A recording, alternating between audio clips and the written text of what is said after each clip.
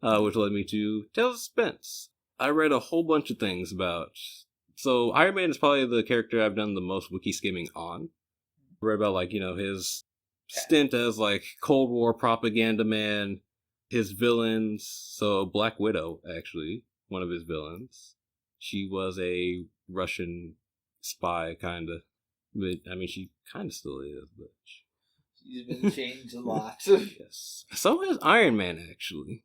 So I mentioned before that he was very capitalist, pro anti communism, things like that. Are you aware of how the government kind of gives subsidies to Silicon Valley companies? A little bit, yeah. Okay.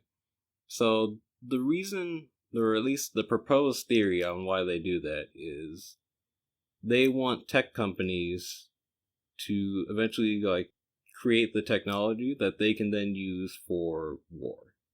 I think the most notable example is something like Tesla, where the theory being that their endeavors into things like full self driving will eventually enable them to create robots that they can send into war.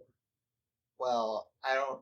Well, that It's theory. I know it's a theory, but I'm like, I've recently seen what Tesla's doing, and I don't think they're ever going to reach that No, part. they're not. And then Or they might eventually. There's going to be some other companies that get there first. also they're not invited to anything government anymore, so Oh yeah, well they also got cut from the government funding.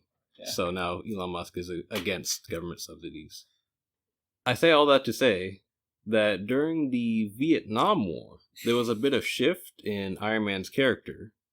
So the Iron Man that we see in the movies is a very post-Vietnam War Iron Man. Because the Iron Man beforehand would have definitely kept making weapons for the government for war. It's very interesting to both read about the shift and see the shift happening in person.